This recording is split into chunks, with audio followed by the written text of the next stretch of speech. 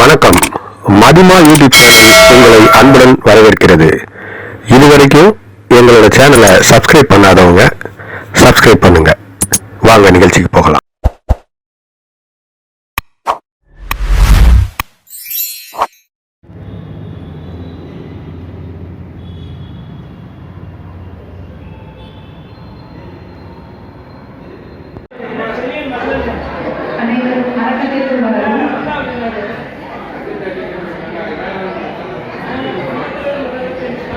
யாரில் தொடங்குவேன்? கவியரசு கண்ணதாசன். அவருக்கும் எம்ஜிஆருக்கும் இருந்த நட்பு இன்னைக்கெல்லாம் நாம சொல்றோம். டைட்டில் சாங்னா அதுக்கு ஒரு மியூசிக், அதை தாண்டி தீம் மியூசிக், அதாவது பாட்டு ஒண்ணு கிடைக்கிறத புரிஞ்சுக்கணும். பாட்டு எழுதுறதுக்கு இன்னைக்கு எந்த கவிஞர்களுக்கும் திறமை இல்லை.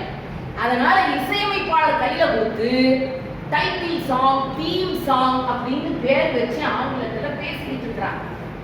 ஆனால் உண்மையில் டைட்டில் சாங், தீம் மியூசிக் என்று திரையுலகத்தில் அறிமுகப்படுத்தப்பட்டது எம்ஜிஆர் அவர்களுக்காக கவிஞர் கண்ணதாசன் எழுதிய பாட்டு. இன்றைக்கும் பலருடைய செல்பேசியிலே வைக்கப்பட்டிருக்கிற பாட்டு. அச்சம் என்பது மடமையடா,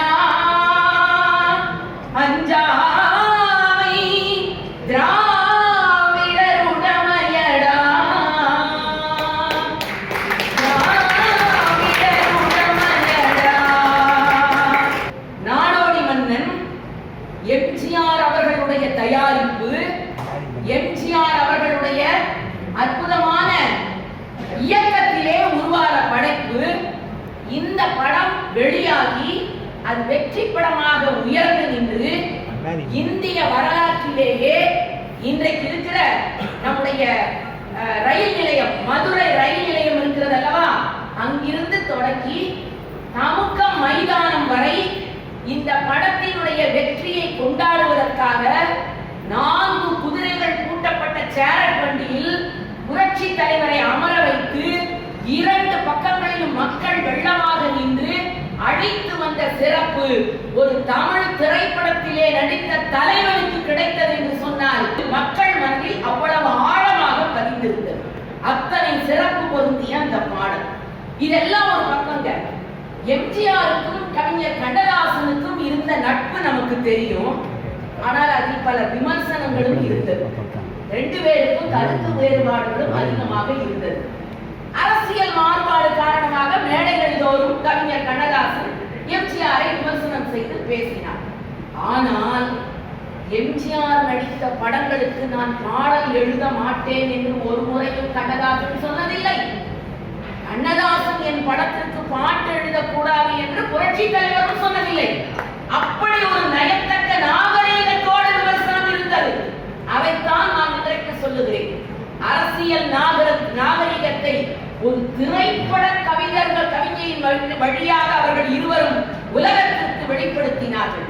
அதனாலதான் 1000ல் ஒருவன் படம், படத்தோட கிளைமேக்ஸுக்கு முன்னால வைக்க வேண்டிய பாட்டு. யாரோ பாட்டு எழுதுறாங்க. ஆனா எம்ஜிஆருக்கு மட்டும் அவர் மனசுக்கு ஏற்றுக்கொண்டதால் தான் அந்த பாட்டையே அவர்கள் அந்த படத்தில் இணைப்பார். பாட்டை முதல்ல எழுதி தலைவர்கிட்ட கொடுத்தோம். அவர் படிச்சு பார்த்து பொருத்தமா இருக்கு, சிறப்பாக இருந்ததுன்னா தான் ஏற்றுக்கொள்வார். யாரோ எழுதி கொடுக்குறாங்க, புரட்சி தலைவர் ஒத்துக்கல. கடைசியா கண்ணதாசன் கிட்ட கொண்டு போய் கொடுக்குறாங்க, அவர் எழுதி தருகிறார். விமர்சனங்களின் உச்சமும் வேறுபாடுகளும் இருவருக்கும் இடையில் அவ்வளவு இருந்தாலும் கூட இந்த பாட்டினுடைய ஆழம், அடிமைப்பட்டு கிடக்கிற ஒரு சமுதாயம் தலைநிமிர வேண்டும் என்பதற்காக எழுதப்பட்ட பாட்டு.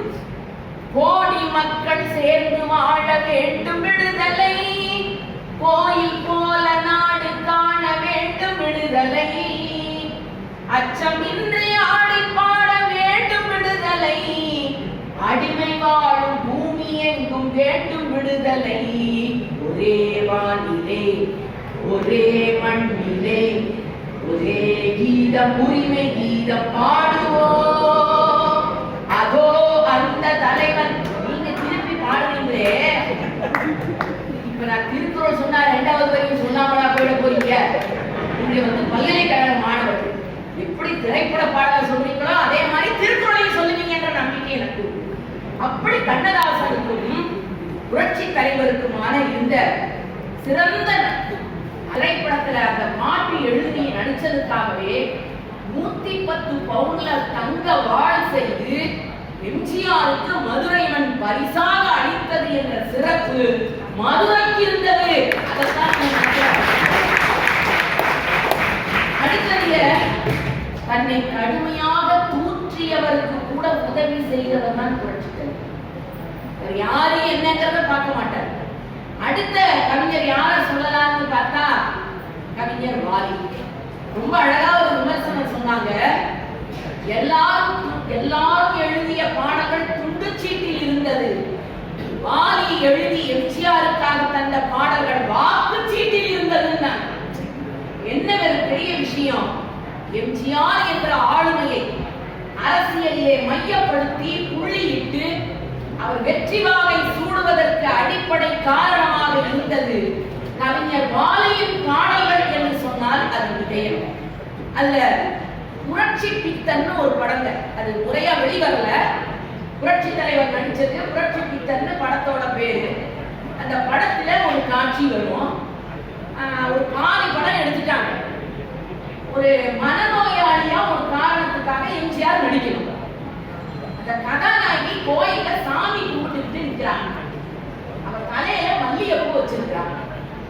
இந்த மனநோயாளியா இருக்கிற எம்ஜிஆர் முன்னால போய் அந்த மல்லிகைப்பூவை பிச்சு பிச்சு சாப்பிடணும். இவ்வளவுதான் காட்சி. இந்த படத்துக்கு யாரு டைரக்டர் தெரியுமா? கவிஞர் வாலி. கதை, திரைக்கதை, இயக்கம், பாடல்கள் எல்லா கவிஞர் வாலி. ஆச்சரியமான விஷயம். படம் வெளிவரல, ஷூட்டிங்லாம் முடிஞ்சாச்சு. எல்லாரும் கை தட்டுறாங்க. எம்ஜிஆர் அடாடா பின்னிட்டீங்க தலைவா, மல்லிகைப்பூ பிச்சு சாப்பிடுற அழகே அழகு அப்படின்னா எல்லா முகத்தையும் பார்த்துக்கிட்டே வந்த எம்ஜிஆர் வாலி முகத்தை பார்த்தார். அவர் முகம் சுண்டி ஒண்ணு பாராட்டையும் உனையினாலும் பக்கத்துல போய் எப்போதுமே எம்ஜிஆர் கவிஞர் வாலியா ஆண்டவனே கூப்பிடுவார். என்ன ஆண்டவனே உங்களுக்கு ஒண்ணும் பதில காணும். கவிஞர் வாலி சொன்னாரு, அப்பதான் இருந்தது, ஆனா இன்னும் கொஞ்சம் நல்லா நீங்க மல்லிகைப்பூவை பிச்சு தின்னுருக்கலாம், கொஞ்சம் குறையாத்தான் இருந்ததுன்னு கொஞ்சம் தோணும்.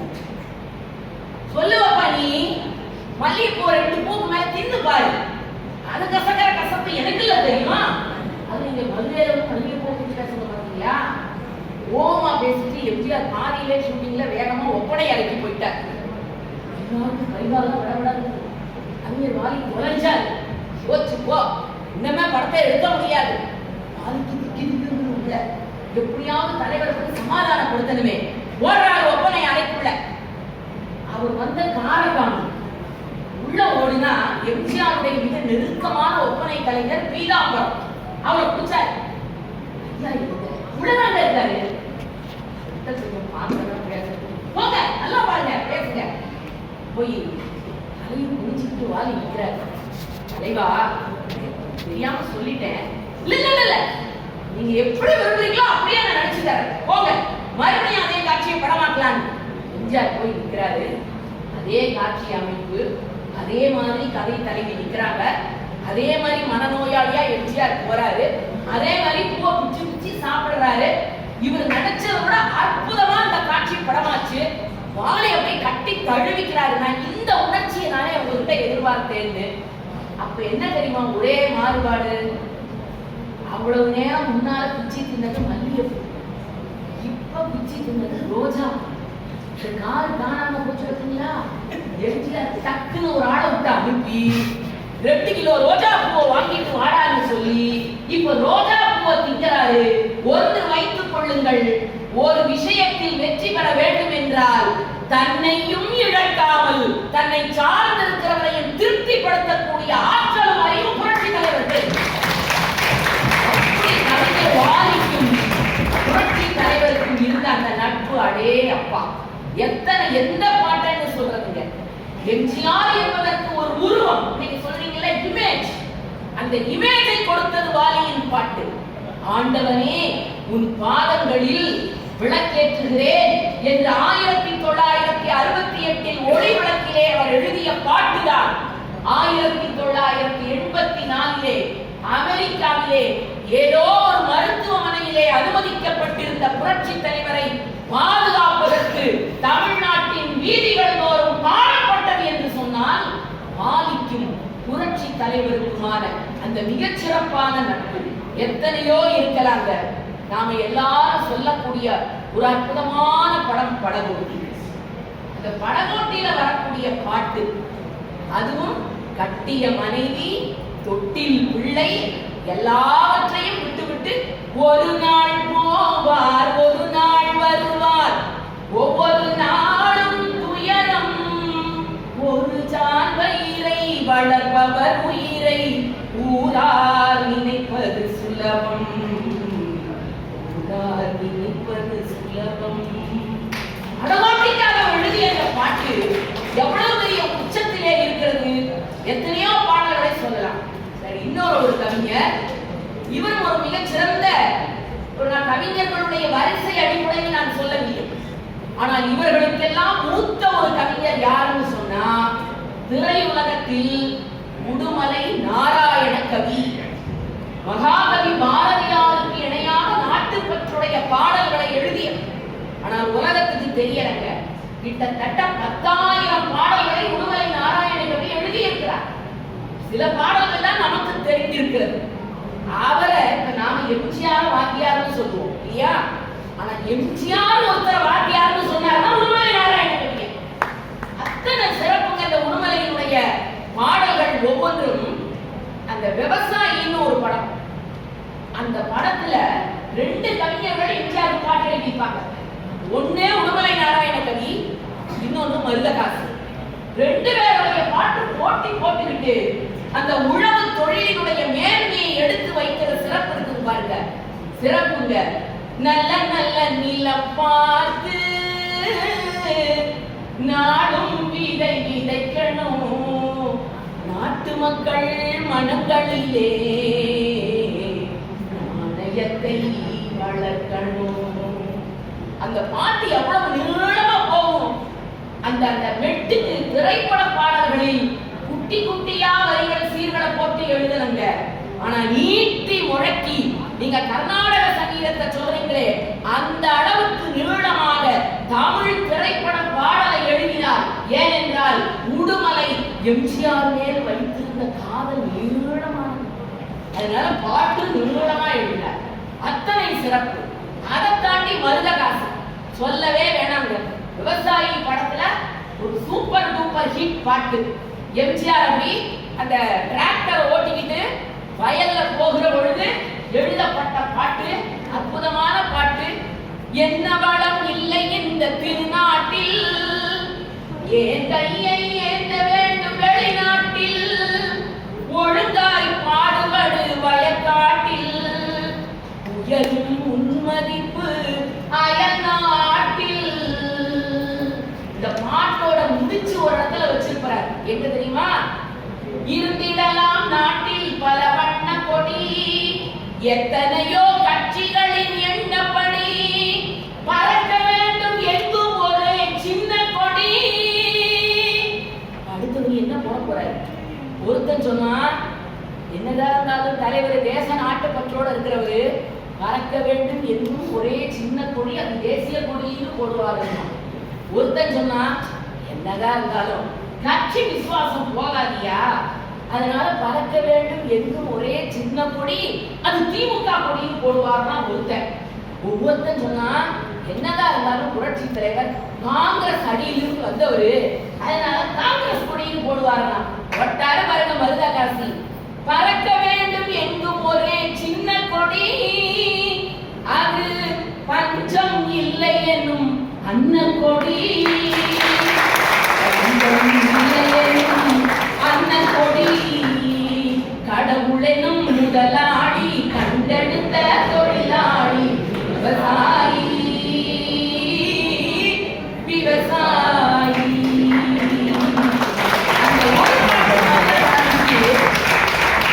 எத்தனையோ சிறப்புகளை ஏற்படுத்தி தரும். இன்னொரு ஒரு கவிஞர் அண்மையிலேதான் நம்மை விட்டு மறைத்தார். நான் நினைக்கிறேன் 2021 என்று புலமை புத்தர்.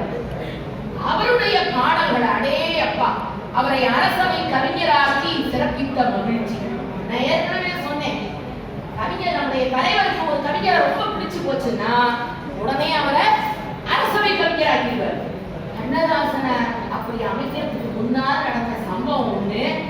இவரு அவரும் எளியும் முடியுமா இருக்கிறாங்க, திட்டிக்கிட்டே இருக்கிறாரு. ஆனாலும் புரட்சி தலைவருக்கு கண்ணதாசனை அரசவை கவிஞரா ஆக்கணும்னு ஆசை. தொலைபேசியே அழைப்பு போகுது. இன்னைக்கு இருக்கிற மாதிரி செல்போன்லாம் கிடையாது, லேண்ட்லைன் மட்டும்தான். புக் பண்ணிட்டு காத்துக்கிட்டு இருக்கணும், அழைப்பு வருமான்னு. எம்ஜிஆர் கிட்டே கண்ணதாசனுக்கு போன் போகுது. அவங்க வீட்டுல யாரோ எடுத்துட்டு அவர் கோயம்புத்தூர் போயிருக்காருங்க. உடனே புறப்பட்டு சென்னைக்கு வர சொல்லுங்க கவிஞராங்க. புறப்பட்டு போனாரு கவிஞர் கண்ணதாசன். உட்கார்ந்த உடனே புரட்சி தலைவர் அவர்கிட்ட சொல்றாரு, உங்களை நான் தமிழ்நாட்டின் அரசவை கவிஞராக விரும்புகிறேன். இதற்கு உங்களிடத்திலிருந்து நான் எதிர்பார்க்கிற ஒரே சொல் சம்மதம். இதை தவிர வேற எதுவும் சொல்லக்கூடாது. இருந்துட்டார் கண்ணதாசன், உருகிட்டார். சொல்றாரு மேடையில, என்னை அரசவை கவிஞராக்கி இருக்கிறார் புரட்சி தலைவர். நான் இறந்து விட்டால் எனக்கு அரச மரியாதை கிடைக்கும், ஆனால் நான் உயிருடன் இருக்க மாட்டேன். ஆகவே நான் இறந்த பிறகு எனக்காக கிடைக்கக்கூடிய அரச மரியாதைக்காக இப்பொழுதே எம்ஜிஆருக்கு நன்றி தெரிவித்துக் கொள்கிறேன் என்று சொன்னார் கண்ணதாசன். அப்படிப்பட்ட சிறப்பான அரசவை கவிஞர்களை வைத்து அழகு பார்க்கிற அருமை பண்புக்கு சொந்தக்காரர் புரட்சி தலைவர். ஆகவேதான் புலமைக்கு தன்னை உழைத்தார். குடியிருந்த கோயில், அடிமை பெண், குமரி கோட்டம், உலகம் சுற்றும் வாலிபன், சிரித்து வாழ வேண்டும், அத்தனையும் வெற்றி படங்கள். யார் இன்னைக்கு ஒரு வெற்றி படம் கொடுக்கறதுக்கே தடுமாறும். இன்னைக்கு எவனா கவிஞனா மாறுறான்னு தெரியல. நேற்று வரைக்கும் பேச தெரியாதவங்களாம் இன்னைக்கு கவிஞர் தான். குளிக்க போனான் கூடவே நானும் போனேன், எப்படா வந்தா என்றான், இப்பத்தான் வந்தேன் என்றேன். இப்படிக்கு உலகமலா கவிஞர்னு போட்டுக்கிறாங்க. இவர்களுக்கு மத்தியில் தலைவருக்கு கிடைத்த அத்தனை திரைப்பட பாடல் ஆசிரியர்களும் கொள்ளை அழகுங்க. அவங்க எழுதுற ஒவ்வொரு வார்த்தையும் எத்தனை சிறப்பு. எந்த குழந்தையும் நல்ல குழந்தை தான் மண்ணில் பிறந்தையே, அது நல்லவராவதும் தீயவராவதும் அன்னை வளர்ப்பதிலே,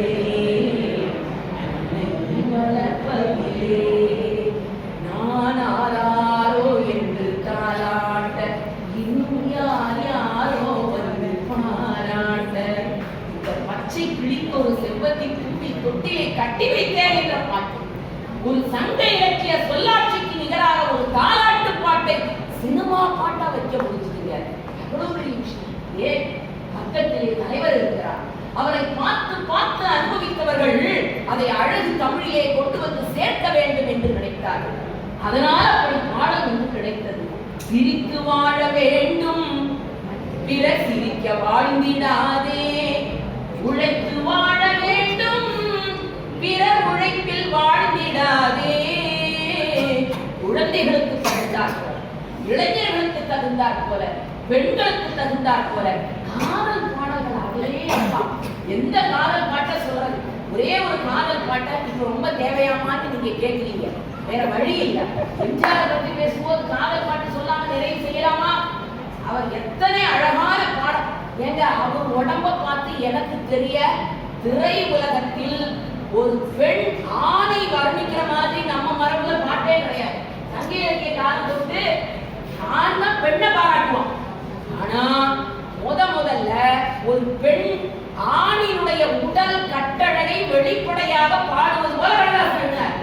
தேகுமரம் உடலை தந்தது, சின்ன யானை நடையை தந்தது, பூக்களெல்லாம் சிரிப்பை தந்தது, பொன்னல்லவோ நிறத்தை தந்தது. அப்படி இருந்த ஒரு கட்டழகு, அந்த கட்டழகுக்கு காதல் பாட்டு எழுதணும்னா கண்ணதாசன் ஒரே பாட்டை சொல்லி நான் முடிச்சிடுறேன். நல்ல காட்டு பாதை, காதல்னாலே சிச்சுவேஷன் சொன்னாதான் போயிடும். எடுத்த இப்ப நான் தத்துவ பாட்டு பாடின மாதிரி சொன்னா காதல் பாட்டு போய் சேராது. அது என்ன பாட்டு நீங்களே புரிஞ்சுக்கங்க. இரவு 12 மணி, அமாவாசை மாதிரி இருட்டு, காட்டு பாதை, ஒரே ஒரு பொண்ணு உடம்பு முழுக்க நகையை போட்டுக்கிட்டு தனியா ஒரு மாட்டு வண்டியில போறாங்க. போய்கிட்டே இருக்கிறான். இந்த சிச்சுவேஷனுக்கு கண்ணதாசன் கிட்ட ஒரு பாட்டு எழுதுங்க.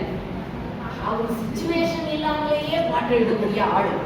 அவருக்கு இப்படி ஒரு காட்சியை சொன்னா எழுதாங்களா போவாரு? அவரு எழுதினார். காட்டினில் ஒருவன் என்னை கண்டான், கையில் உள்ளதை கொடு என்றான், கைகளில் எதுவும் இல்லை என்றேன், கண்ணில் உள்ளதை கொடுத்து விட்டேன். தனியா வண்டி ஓட்டிட்டு காட்டு பக்கம் போகுதா இந்த பொண்ணு. எக்ஸாம்பிள் ஒரு திருடன், யாரு? உள்ளங்கவர்கள் எம்ஜிஆர் வர்றாரு. வந்த திருடன் இந்த பொண்ணை சுத்தி, மரியாதை என்ன வச்சிருக்கிற எடு. உடனே அந்த பொண்ணு கையை பசங்க, சத்தியமா என்கிட்ட எதுவும் இல்லையா, சரி போ அப்படின்னு விட்டுருவார் எம்ஜிஆர். மற்ற திருடனா இருந்தா என்ன பண்ணுவான்னு சொல்லவே வேண்டாம். ஆனா எம்ஜிஆர் அதுக்கு மேல தாண்டவே மாட்டார். உண்டா ஒண்ணு இல்லையா, போன்னு விட்டுட்டார். இப்ப அந்த பொண்ணு இந்த பக்கமா போச்சு, அந்த திருடன் அந்த பக்கமா போனான். போன திருடன் சும்மா இருந்தானா ஒரு நிமிஷம் திரும்பி அந்த பொண்ணை பார்த்து, அந்த பொண்ணு சும்மா இருந்துச்சா அதுவும் ஒரு நிமிஷம் திரும்பி பார்த்துச்சு. அன்னைக்கு காதல் காட்சி இவ்வளவுதான், அடிக்கோடு இவ்வளவுதான் காதல் காட்சி. அதனால அந்த பொண்ணு பாடுது, காட்டினில் ஒருவன் என்னை கண்டான், கையில் உள்ளதை கொடு என்றான், கைகளில் எதுவும் இல்லை என்றேன், கண்ணில் உள்ளதை கொடுத்து விட்டேன். இப்ப வர வரைக்கும் அவன் திருடன், இப்ப இவ பெரிய திருடியா மாறிட்டான். அவன்தான் திருடன் என்றிருந்தேன், அவனை நானே திருடி விட்டேன், முதல் திருடும் காரணத்தால்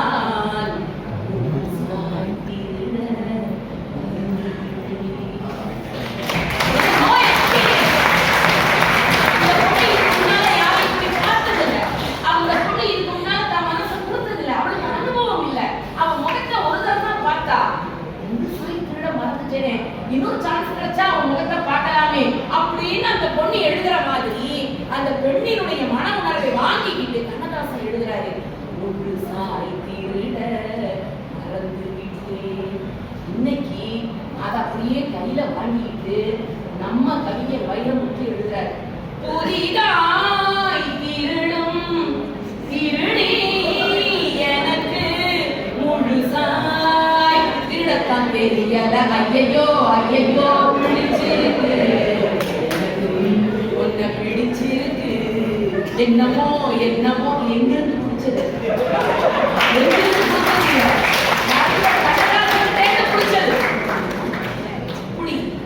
புரட்சி தலைவருக்கு பாட்டு எழுதுறதுனா திரைப்பட பாடல் ஆசிரியர்கள் ஒரு குஷி. அவர்கிட்ட ஒரு பாராட்டு வாங்கிடணும். அவர் ஒரு வார்த்தையை மாத்த சொன்னார்னா மாத்திடணும். ஏங்க 4 வரைக்கும் எழுதினாலும் பாட்டு, அந்த 4 பேரா பாட்டு சினிமா பாட்டுன்னா பல்லவி இருக்கணும், சரணம் இருக்கணும், பல்லவி இருக்கணும், அனுபல்லவி இருக்கணும், சரணம் இருக்கணும். ஆனா எம்ஜிஆருக்காக பாட்டு எழுதும் பொழுதெல்லாம் 5 பத்தி 6 பத்தி திரைப்பட பாடலாசிரியர்கள் எழுதி வச்சிருவாங்க. ஏன்னா இவங்களால அந்த ஆசையை அடக்க முடியல. எம்ஜிஆரை பத்தி இவ்வளவு எழுதணும்னு. எம்ஜிஆர் வருவாரா, பாட்டை போடுங்க கேட்கிறாரு, பரவாயில்லையா எத்தனை செலவானாலும் பரவாயில்ல, எல்லா பேராவையும் வச்சிரியா சினிமா பாட்டா வரட்டும். அப்படித்தாங்க இன்றைக்கும் எம்ஜிஆருக்காக எழுதப்படுகிற அத்தனை பாடல்களும் 3 பத்தி 4 பத்தி என்று வளர்ந்திருக்கிறது என்று சொன்னால் வார்த்தைகளில் மட்டுமல்ல, பழகுகிற தன்மையில், தமிழை வளர்ப்பதில், மக்களை நேசிப்பதில் மகோன்னத சக்தி படைத்தவராக எம்ஜிஆர் என்ற 3 எழுத்து மந்திரம் இருந்த காரணத்தினால்தான் தமிழர்களுக்கு காதலிக்க கற்றுக் கொடுத்தார், தமிழர்களுக்கு ஒரு பொருளை அள்ளி வழங்க கற்றுக் கொடுத்தார், தமிழர்களுக்கு இனிமையாக சிரிக்க கற்றுக் கொடுத்தார், தமிழர்களுக்கு வாழ கற்றுக் கொடுத்தார். அதே போல வாழ்ந்த அத்தனை திரை கவிஞர்களையும் உச்சத்திற்கு கொண்டு செலுத்திய பெருமை எம்ஜிஆருக்கு உண்டு என்று சொல்லி இந்த அருமையான வாய்ப்பளித்தமைக்காக நன்றி.